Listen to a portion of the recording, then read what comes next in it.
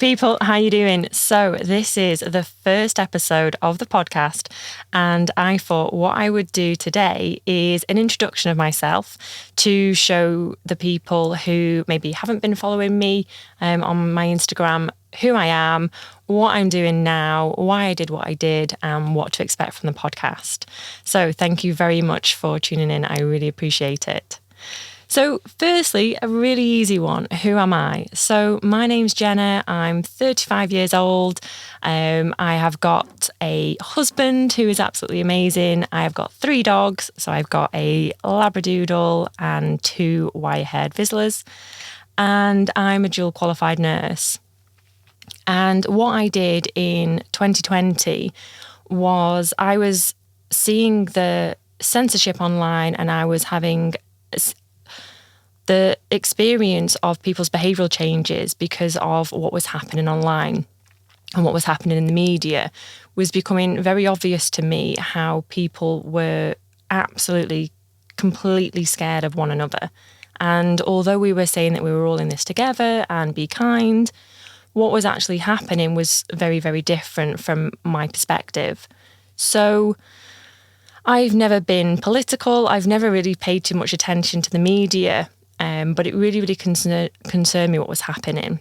So I wanted to know where the scandal was. I wanted to know where the investigative journalism was, because there was a lot of PPE scandals. There was a lot of transference of money that maybe wasn't ethical and wasn't necessarily helping the people that needed it.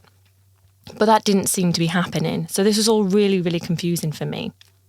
So what I did was I walked from Stoke-on-Trent to London. That was the first thing I did. And this was during the time where it was essential travel only. So we were told that we weren't able to go more than I think it was an hour or something, a couple of miles away from our home. So when I decided to walk to London, I genuinely thought I was going to be arrested. And that sounds really, really stupid now saying that out loud in 2022. But I remember, so my husband dropped me off. I had my big rucksack and I'm stomping off to London. No idea whether I was going to make it or not, or how long it was going to take me, or what was going to happen. And there was a police car, and I think there was 3 police officers around this police car. And I walked past them, and I really thought that they were going to arrest me. And that, it seems bizarre saying it now. It's I was being really paranoid, but that was the reality of how scared people were and how much people were, following the rules, even if they didn't make sense. So what did I expect to achieve when I walked to London? So I went to hand deliver a letter to Boris Johnson, and on day 3 or 4, I think it was, he was actually in Stoke-on-Trent. So my feet were blistered and they were just absolutely red raw. And Boris was in Stoke-on-Trent. So I was absolutely gutted about that. But what I did manage to achieve while I was walking on my way to London was I created a community of people who were all thinking alike, who were all asking questions about what was going on, but maybe their friends and family weren't allowing them to have these discussions. So I got to London, and on the way, I had the most amazing experience of meeting people on Instagram, of people meeting me. I remember, I can't just remember where the stop was now, but a girl who was making cakes just started a business. She came and met up with me and brought me these brownies and cakes and things. And people were just so kind and helpful, and letting me stay at their house because, you weren't allowed to stay in hotels and things at the time unless it was essential or you were a key worker. So having this level of support from strangers when the media was telling us that those who questioned what was happening were uneducated, selfish, it could not be any further from the truth of what I experienced. So I walked to London, and I remember, because I didn't know London very well, when I realised that I'd made it was when I saw the lions at Trafalgar Square. And I did a video, and, I was like, she's only gone and bloody made it, hasn't she? Against all odds. And so I got there, I was super, super nervous. And I don't even know why. I don't know why I was so nervous, but London was absolutely dead. There was very few people walking around, very few cars. It was very, very eerie.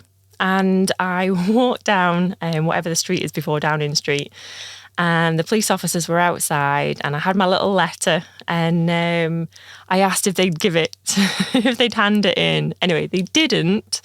I don't think they believed me that I'd walked from Stoke-on-Trent to give it to them. But I then had to post it. So some would say that was a failure, that I didn't achieve what I wanted to achieve. But what I had managed to do was create a community of people who were like, wow, yeah, somebody else is thinking what I'm thinking and saying it out loud. And that was absolutely fantastic. So I can't actually remember how I got back from London. I don't know whether my husband picked me up. I can't remember. I need to ask him and kind of fill in that blank. Like, so much has happened and I've met so many people that one of the things that is on my to-do list is to print off all the photographs that I took so that I can go back and reflect and remember who all these people were that I met and helped me. So yeah, I have no idea how I got back from London. So once I did return to work, I remember feeling like I had spread my wings. I'd been out, I'd been to the big city, I'd been to London, the big smoke, and coming back to work, it felt like I was in a cage again. And I didn't like it. I really, really struggled to kind of like settle back into the swing of things. And I spoke to my husband and said, like, I need to do something else. So anytime I text or I say to my husband, I've got an idea, he knows like it's going to be something absolutely bananas. So because of the censorship, what I wanted to do was have a way that social media wasn't going to censor what I was saying. So I went to a protest, which was my first protest, and it was in March 2021, I'm going to say. Yeah, 2021. And it was so scary because, you know, there was all these images of the police attacking and violence breaking out. And when we got there, I remember that you weren't supposed to like travel with other people or be meeting up.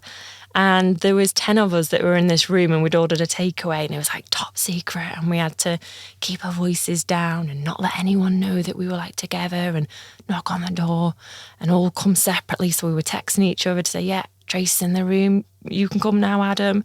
And again, it sounds ridiculous. So we were all in London and we went to the protest and I wore my nurse's uniform. And again, that's because as soon as someone sees you, they can have a look at that uniform and it sends out a message straight away. So then they might have different questions to ask me. You know, why are you doing this when the media says this? So we went to this protest and there were police everywhere, absolutely everywhere. There was... is it the TSG? I think it's the TSG. That might be a lie.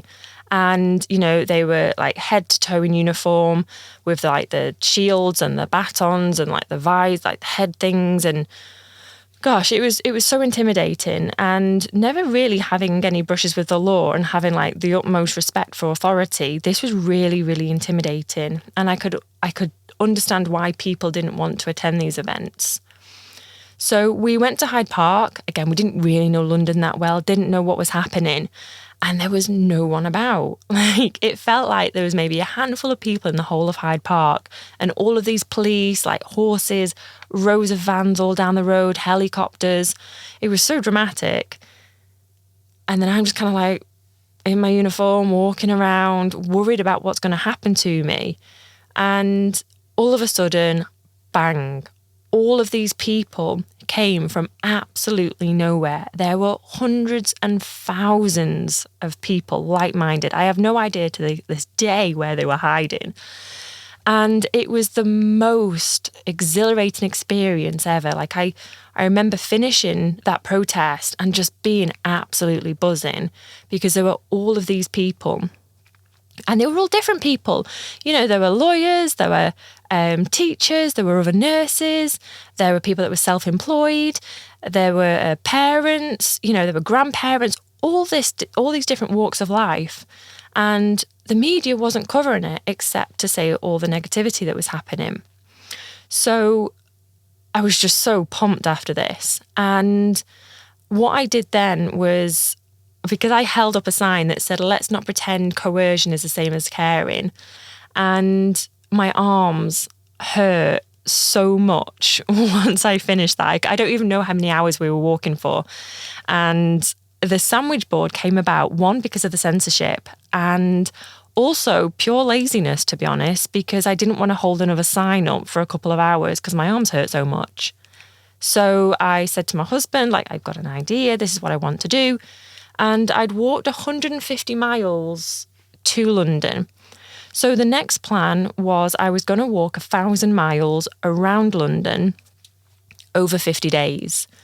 And I went to another protest with my sandwich board, and it was amazing. It was absolutely amazing. There were so many other nurses. There were so many people who were saying thank you to me and the other nurses. There were also a lot of people who were really, really angry. So were so angry that other nurses weren't speaking out, that they would just vent at me. So it was really quite challenging to balance all of these emotions that was happening, and also everybody else's emotions as well that they were then bringing to me. And again, probably because I had the nurse's uniform on, people were telling me all sorts of upsetting stories, difficult stories. And that was quite a lot to take on board, because what was I going to do with this information? How was I able to help these people? So after this protest, my husband left me in London and I got a little hostel, and it was just near Westminster. It was like the cheapest place I could find for a length of time for the 50 days. And I remember I used a kettle, and another girl who was there asked me if I'd used this particular kettle, and I was like, yep. And she's like, that's my kettle. And the hostel's kettle was like the one behind it. So I'd actually used the wrong kettle. I'd also used her teaspoon, and that was a big no-no. So then what I did was I bought like a little tea set, and I bought like a little fridge. And I was all prepared in like my little like dorm room. And yeah, I was like full on camping. I would put my sandwich board in a bag. So that, well, it was like a duvet cover, a blue duvet cover. And I would set off in the morning, and I would start near the suffragette statue, Millie, and I'd sit near Millie, and I'd take it out of the bag. And I remember like the security or wardens or whatever they are, I'm not sure what their official title is, would come and they'd tell me off because I wasn't allowed to protest on this little square. And I'd walk around. So from about 10:30 till about 3:30. Sometimes it went on longer depending on like how far I'd walked or who I got talking to and things. But that was kind of like the time that I was saying like, this is what I'm going to do. And if it went like more than that, then that was a bonus. So walking around and meeting all these amazing people, all these fantastic people who were really starting to grow with their levels of assertiveness and setting boundaries and improving their communication, which I am totally biased towards because that is absolutely my bag. I love all of that stuff. So I'm walking around and I'm replying to as many messages as I possibly can on Instagram. And it just felt, after 3 weeks, it just felt like I needed to leave London. It didn't feel like I should stay there for the whole 50 days. So I messaged my husband again and I said, I've got an idea. And he's like, oh no, what now? So I said, right, I'm not going to stay in London anymore. I'm going to do something different instead. I'm going to walk every city in England, Scotland and Wales. And at the time, I can't remember what the restrictions were about going to Ireland, but that was the reason why I didn't go. So at least I could travel around all these places. And I'd actually got it wrong. I'd made a mistake and I'd said that I was going to do 69 cities. However, I had counted the cities in Northern Ireland, possibly Republic of Ireland as well, I'm not sure. So there were a lot of people like commenting on my Instagram, like, oh, 69 is a funny number, and about it being like mirrored, symmetrical, some weird symbolism. And it was actually because I just made a mistake. So what I did was because I went to two towns, Blackpool's not a city and Southport's not a city, I decided that I was going to do 69, as I said, but I was going to add a few towns in as well. So what was really important at this time was people's lack of connection, because they weren't sure how to bring up these conversations, and they weren't sure kind of where people were. And what I was finding was it was almost like people were wearing the mask, and even if they thought, I don't really agree with all this stuff, just out of politeness, they would put their mask on and the other person would put their mask on, but they'd both be thinking like, oh, this is a little bit odd, isn't it? Like, I don't really agree with what's going on. But because of like kind of social etiquette, they would just be there in the masks.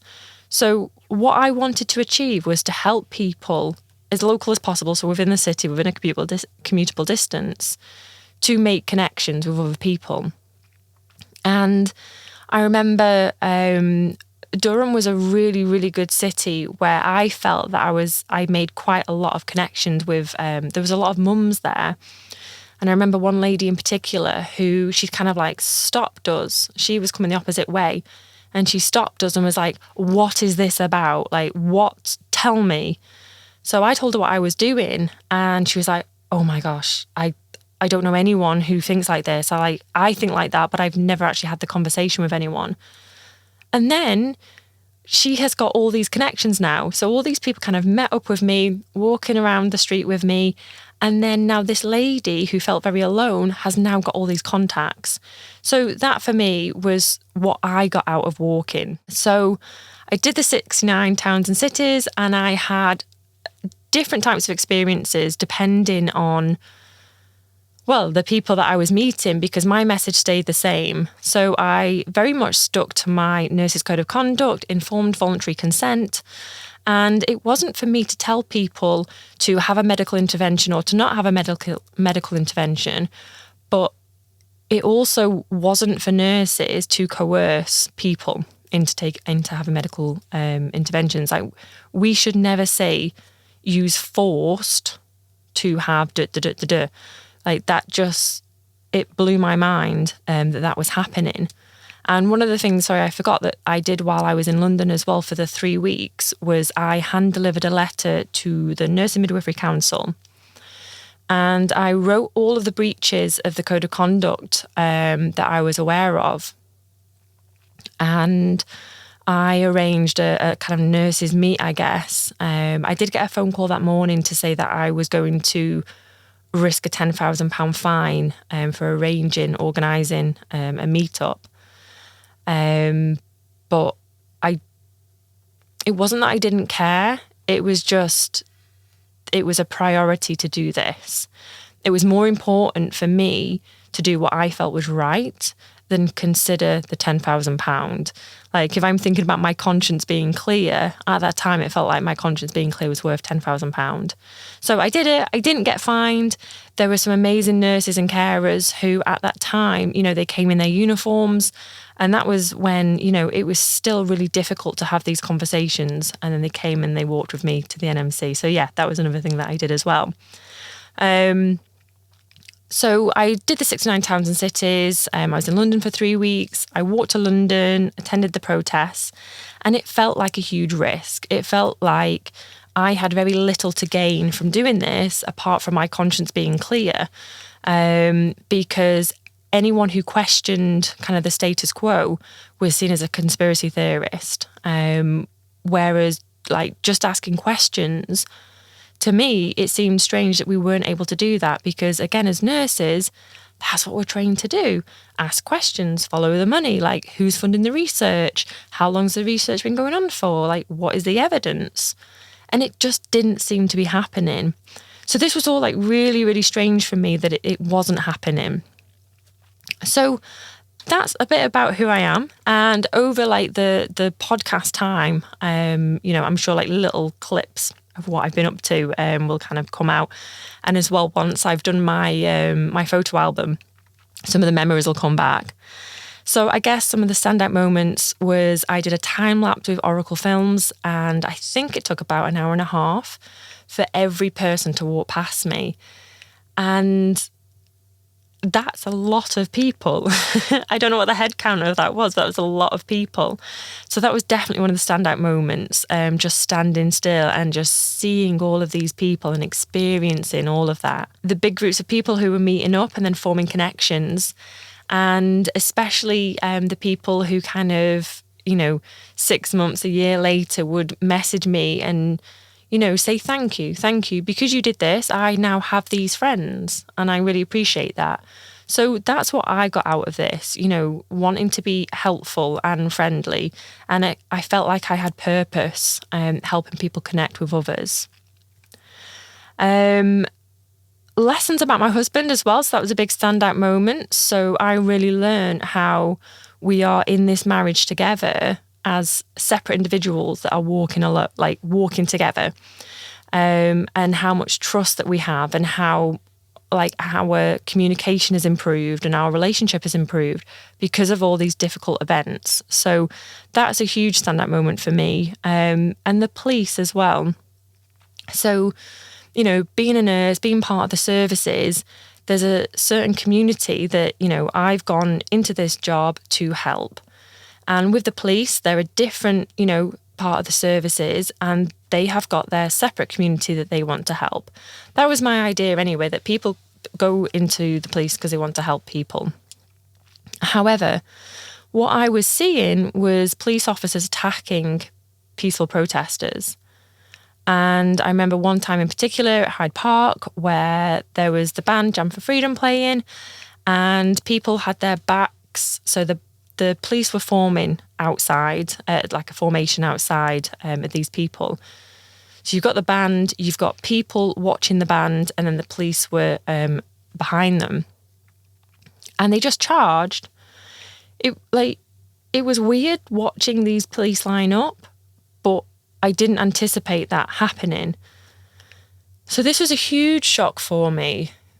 What have I just seen? And I remember doing a video, and that kind of, I guess, went viral because my following increased, the amount of attacks I was getting increased. I remember one person said, because I was in my uniform, well, if I get a dolphin costume from a fancy dress shop, it doesn't make me a dolphin, does it? And people really, really didn't want me to be a nurse. And I remember when I typed into Google Jenna Platt, and the top search was Jenna Platt, not a nurse. And people really, really didn't want me to be a nurse and would say that I'm not a real nurse. And I guess challenging that, well, what is a real nurse? Just because you're not NHS, I did my training there and I didn't work in the NHS. So, people would make all these excuses, and honestly, it was like seeing a pretzel, how they were flipping the conversation, just please don't be a nurse, please don't be speaking logic and reason when I don't want to hear it. So yeah, the police, a stand-up moment, and it really, really shocked me. It really upset me. It really confused me because I just couldn't believe it. You hear these things, and sometimes you see other people's videos, but to actually be there and see it, it was completely shocking. And I remember I did the video, and I can't remember what the Instagram, I call it the Gram Fam, what the number was at the time, but I can't remember it being huge. So I was just in my head talking to the people that I'd kind of built up this relationship with. I wasn't expecting other people to share it. And I remember because I got sunburn, and I was looking at my sunburn, my eyes and things. And people were saying, oh, her eyes are shifty. Look at her eyes. She's looking around. She's darting around. And someone said that I was a right-wing provocateur and that they'd seen me before at other events. Now, at that time, I had no idea what a right-wing provocateur was. But somebody had an idea that I was one. So I have learned a great deal about myself. I've learned a great deal about other people. And I guess there was possibly a lot of naivety with the police before this. So they, I guess, right now were my standout moments, and how the contradiction was in the newspaper, how we were told that we were the selfish ones, that we were the ones who, were these really bad people. And that's in fact why I started saying like, hello, you lovely people at the start of my videos, because I wanted people to say like, you're not. Just because you have these thoughts, just because you have these questions, it doesn't mean that you're all the things that the media say you are. So yeah, the people who helped me and supported me, and I remember I could put something on my Instagram asking for help and strangers would be there helping me. And it was so overwhelming to me that all this kindness, when the news was telling me that all these people were bad. So there was a lot of contradictions. And I think sometimes, unless you have that lived experience, just to read the headlines and just believe everything, we used to be told like, oh, don't believe everything you read in the newspaper. But then during 2020, 2021, everyone did. It was madness. So yes, lessons learned, time lapse, the groups of people, the police, about my relationship with my husband, and just the generosity and kindness from people. So what have I been doing now? So I finished the walk, so the 69 towns and cities, September the 5th. So a year today. Well, not a year today because I'm filming before 5th of September, but this should be released on the 5th of September. So I finished the walk, and honestly, I thought that I would have a week off and that I'd be doing something else. I didn't know what that thing was going to be, but I knew I wasn't going to stop. And if you told me that it would take a year before I did something, I'd say, no, absolutely, no way, you're lying, this is too important. But actually, I didn't realise how traumatic the events were of doing the walk. I didn't realise how much of an impact it was having on me, hearing all these voice notes and seeing these messages and these comments and like in the newspaper and people shouting at me in the street and, really having to be on guard all the time and not really knowing what I was letting myself into every time I went into a new city and who I was going to meet. And I remember sometimes, definitely in Winchester, so if you met me in Winchester, you'll know where I really did not want to get out the car. I just wanted to stay in the car. I just wanted to go home. I just wanted to hide. I didn't want to do it anymore. But it wasn't about my feelings. It was about what I felt I needed to do to help other people. So I remember I met in the cathedral and I went like into the garden in the shade and I was just crying so much. I was so upset just because it was just too much. And the people were amazing. Like we had ice cream. Everything was better after ice cream. But there were so many of these events where, because like I was in it and it was kind of like all just rolled up like dominoes, where when I finished the walk, they all just fell and I just completely fell apart. I was completely exhausted. And one thing that I was really not struggling with, but questioning was identity.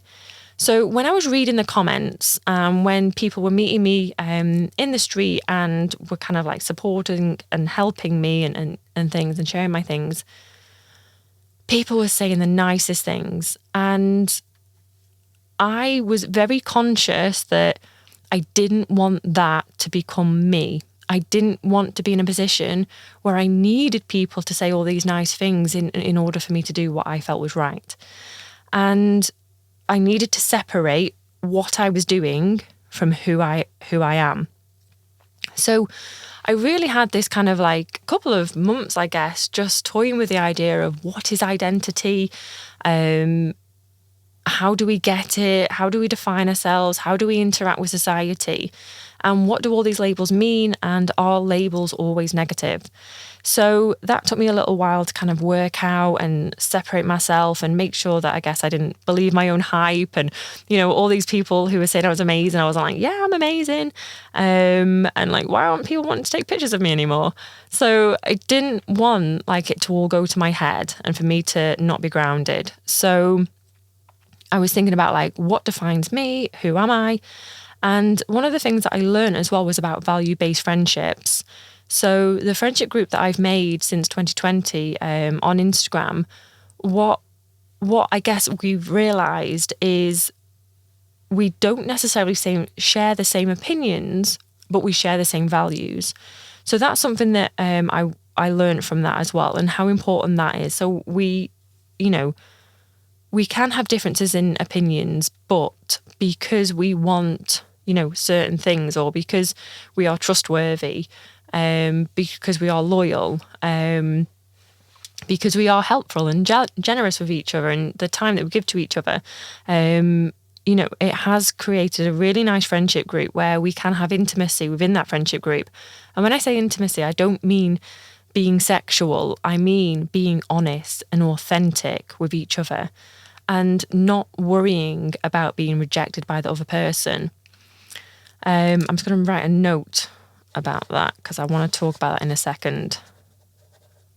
Sorry. So identity I really toiled with, and about where was I going, what direction was I going to do, and how, now that the walk was finished, what did helping people look like? I also had not really spent quality time with my husband for 8 months. So, we went away with the dogs, and we went on holiday, went to Iceland, and that was amazing, because Iceland for me was one of the places where I was really worried that if I wasn't able to fly again, I would have been really sad if me and Rob didn't get to go. So Iceland was amazing, and we were both so present on that break. And what I was noticing was people were just living their holiday through the phone. And that made me really sad. And I think I was just more aware of the amount of time that people were spending on their phones. So we took a few memory photos, like they weren't perfect. I did a few little videos for Instagram. But the rest of the trip, we just spent enjoying each other's company. And it was absolutely amazing. If you haven't been to Iceland, honestly, please go. It's fantastic. So these were all things that I kind of caught up on. Also, I'd had 8 months off work. So now I needed to catch up on 8 months off work. So there was a lot of things that I needed to do once I'd finished the walk, which kind of I wasn't quite prepared for. So I finished the walk, kind of went through that conversation in my head about identity and what does it mean. And I was very clear that I wanted to separate what I was doing from who I was. And that doesn't mean that when I was doing the walk in my uniform that I wasn't authentic, but that was only part of me. That was only Nurse Jenna that I was showing on Instagram. So I guess with the podcast, you might see a different side to me. Maybe you might hear me say things that you weren't expecting. But that's not to say that I wasn't authentic and I wasn't genuine. It's just that I stuck to my code of conduct. And if you think about yourself, you probably wear 10 different hats depending on who you interact with. Whether you go to the doctors, if you go to the petrol station with a cashier, if you speak to your partner or your children, if you're at a job interview, you will have different hats that you will wear for all those different events. So for me, the walk was my nursing hat. That's what I did. So I was very conscious about how much I swore. I was very conscious about using words which have kind of evolved in meaning, but like crazy, especially being a mental health nurse, whereas sometimes that's just part of the language that people use, and it doesn't necessarily mean that I'm being derogatory to somebody. But I was very, very conscious that if I put a foot out of line, step out of line, that was it. Like I was going to get attacked. So what will happen now is as I do the podcast, my personality, I guess, will kind of not evolve, but you will see different parts of me that maybe wasn't shown when I was doing the walk. And as I say, I wanted to separate the identity with what I was doing and who I am. And what I do see a lot is with people become so tangled up in their identity. And there was a lady who I met who she described the job that she had as having the golden handcuffs. So she got a good car, she got a good pension, she got all these things, but she wasn't happy. But she'd got the golden handcuffs because she kind of felt trapped. And what I think with identity is people have like golden blinkers. With the values that people will have the golden blinkers where some of their identity will be completely tangled up in it, and for others their income will as well. And if you've got those golden blinkers on, you struggle to see and use your peripheral vision and see what else is going on in the world. And I definitely didn't want to fall foul of that. I didn't want that to happen to me. And I wanted, as best as I could, to kind of sit in the middle and observe, the two extremes, if you will. Try to be a centralist where possible. Naturally, I'm going to have bias, but as best as I could, remain impartial. The only problem with that is you get attacked from both sides. So you get all the people that are shouting at you. So that was, what I learned. And I guess a little bit about the podcast where you might see a different side of me now. That kind of brings me on. So I'm doing like the who, what, where, how, and why, just with this podcast introduction. So what am I doing now? So I had got a van, I'd got a transit van, because my next big idea was I was going to be doing another tour against the word we can't say that sounds like Maxine and the passports. And again, with the amount of censorship, I wanted to make a big impact where people would see it and think, I wonder what that's talking about. So I got the little sign for my car. Sorry, I say I got that. I didn't. Somebody gifted me the little sign for my car. And I had got the van so that I could get it wrapped in against Maxine passports, and it would be obvious to the public who I wasn't able to have those one-to-one conversations with while I was walking in the street or whatever, but people driving past would be able to see it as well. So that was what I was going to do next. That was going to be my next big idea. However, what happened was they dropped them. Just kind of like overnight dropped them, and now I'm stuck with a transit van. So what am I going to do with this transit van? Well, I'm going to turn it into a podcast studio. So I managed to convince my husband to spend our savings on the podcast setup and let him know that I was going to do a really, really good job and that I could do it and that I'd work really hard at it and it would be fantastic and it would be amazing. And now it's here. I'm so nervous because I've actually got to put my money where my mouth is and I've really got to stick at it. So that's where we are now. So I am really nervous because I've been talking myself up to Rob, and it's I can do this and I'll do that, and I can do this and speak to this person, and I can speak to people who I have different perspectives with, and we'll be able to have a conversation. It'll be really grown up and it'll be fantastic, and I can help people with their communication and things. And now it's here, and it's I've got nothing to hide behind now because everything's sorted, everything's ready.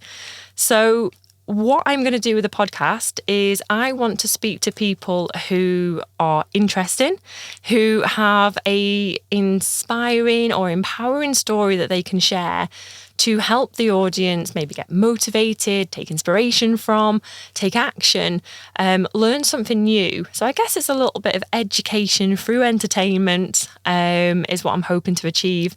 And also, I would like to speak to people who I have differences of opinions with, or maybe who have views that I haven't actually formed an opinion of perspective yet because I don't know enough about the subject. And I would really, really like to show that you can have these differences of opinions, have a debate, have a conversation, and that you don't have to cancel each other, or you don't have to laugh at each other or mock each other, or have a tantrum, that you can just listen to each other. Even if it does get a little bit heated sometimes, you can just, you're there and you want your side listened to, and that they'll listen to your side. So that's what I'm hoping to achieve. I've convinced my husband to let me do it. So will it be perfect? No, it won't. I'm a nurse. I am not a podcast host. I have absolutely no idea what any of this equipment does. Also, I'm bopping it again. I'm in the van, and you can probably see I'm a little bit a little bit hot. So there'll be lots of teething problems where I need to think about the temperature. I need to think about the weather. I need to think where I'm going to park. I'm probably going to get stuck somewhere. There's likely I'm going to park somewhere and not be able to do enough 3-point turns I can get out. I'm probably going to collect parking tickets. So no, it isn't going to be perfect. I'm going to forget batteries and lights and probably not press record sometimes. But and I'm going to have spots as well. I'm going to have spots. I'm going to have roots. I'm not going to do my hair. Sometimes my t-shirt might be creased. Like, all these things are going to happen.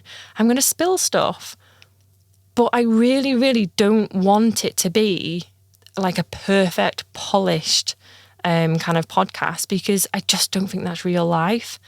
And there's so much fake and falseness on social media that lacks authenticity, that I just don't want to be part of that. I don't. And if I started where, I wanted to make out that everything was perfect and that I knew what I was doing, and, I was asking the best questions and I wasn't getting anything wrong and I wasn't getting statistics wrong, like, I wouldn't be able to achieve that long term, because it just isn't me. Like, I am going to make mistakes and I am going to forget words, equipment, and I'm likely to change my mind at some point as well, because the way I used to think in my 20s is different to how I think now, will be different to how I think when I'm 60. So yeah, I am quite open to discussion and I am quite open to learning new things and being challenged. But it's not going to be perfect. It absolutely isn't. But I'm so looking forward to meeting a variety of people who have got all different backgrounds, all different experiences, and that I can learn from. And that was, as a nurse, one of the things that I really, really miss, because I'm registered, I'm qualified, but I'm not practicing at the moment. And I miss hearing about people's stories. I miss hearing about how they met their partners. I miss hearing about like stories in the war as well, and how they'd have the brides would make like wedding dresses out of parachutes, and the street would collect all the tins of spam. Like, so when they had the wedding, they'd all like dish it out and things like that. Like, I really love hearing from other people. So yeah, that's what the podcast is about. That's what I'm wanting to achieve. Another thing as well that I've considered and spoke to, so I'm working with Liverpool Podcast Studio, and, about the rain and the noise on the van and things, having the door open, because I'd like to do a tour next year where I talk to the public. So they kind of come in and tell me their perspective and their opinions on topical topics, that'll do, which are important to them. So there's lots of things that I need to learn, because I feel like I've got all the gear and no idea right now. But I don't want to pretend like I'm doing anything other than learning. And I think sometimes one of the things that can happen is people really want to try something new, but they're so scared of failing or so scared of getting things wrong that they don't even try. And that makes me really sad, really, really sad. And I guess the thing with me is that I don't have a fear of rejection or embarrassment. And I think that's what helped me when I had my sandwich board. So now I'm doing this podcast and I'm like, if I get 0 views, like, that's fine, because I'm learning all the time. So yeah, come on the journey with me, because it'll be fun. I'm sure it will be. I know I'm going to have a lot of fun. I'm just going to have a quick look through my notes just to make sure. So if you have watched any of my videos, you do know that I do always have a notepad at the ready. So 2 seconds. Let me just have a quick nosy. So I've got the who, what, where, when. So where, so it is a mobile podcast studio. So I can go anywhere that I can find a parking space. So that's exciting. So that will help me when I arrange guests where it's more convenient for them. So hopefully they'll have more availability. So I can go anywhere. And then also next year I want to do a tour where I'm going to certain, I don't know, maybe we'll go to the beach and we'll have an ice cream. We'll get some deck chairs outside. So that's the where. When, so I want to do a weekly podcast. However, this is brand new. I didn't invite any guests on the podcast until the van was complete. And some of you be like, oh, Jen, you should have invited people along the way. But actually, for me, I wanted to make sure that everything that wasn't in my control was completed. So the interior was done, the artwork was done, and all that stuff before I started asking people to block time out in their diary. So I do want a weekly podcast. However, it might not happen weekly until I gain momentum. And I will talk about that. And I will talk about the mistakes that I made and the things that I will do differently. But what I would like is a weekly podcast with a different guest each week. And then also, so I am really interested in transactional analysis, and I will talk about that more throughout. So I also want to do some training videos on that as well to help people, because that transactional analysis has really helped me with relationships and communication. And that's why I kind of made a note there about intimacy and transactional analysis. So I will discuss that in further detail in one of the other videos where it's more of a training video and helping to make people aware of this framework. So if you do get a chance, just have a nosy before then, because honestly, it has really helped me. It's really helped me at work. It really helped me when I was walking and listening to people who were quite angry. So if you have got any interest at all in improving communication and relationships, I would really, really say, recommend going and have a nosy at that. So why am I doing this? So I am doing this because I feel like these conversations need to be had where I want to get people's stories out. I want to inspire people and empower people through other people's experience. And also with the amount of censorship as well, that's really concerning. So I think there's some things that people maybe haven't even considered yet. And I guess one of the things that I would like to think I have is that foresight of, every time this happens, it's just another brick in the road of we're getting down the line of somewhere that's maybe not what we expected or what we signed up for. So that's why I think I could do a good job. I hope I can. And I just want to have fun and I want to learn, to be honest. I just miss meeting different people. So that's the why, when, how, who, what, and all that stuff. So now I'm absolutely melting. So I might need to have a look, again, some aircon or some coolants, or maybe, what the dogs have, where they have those mats that are cold. Maybe I could put one of those on my chair or something. But I hope I've not been too sweaty and minging for this first episode. I really appreciate it. If you have reached this stage of the first one, thank you so much. Honestly, I know it might sound like it's coming across really insincere or it's what you have to say. No, it's not what I have to say. I'm saying it because I mean it. So thank you very much. And if you are following me on my socials and you shared my stuff or you commented or you gave me your support, honestly, thank you so, so much. It meant so much to me at a time where it felt really, really lonely. So that is the introduction. I hope I've answered all your questions. If not, let me know. And I will see you all later.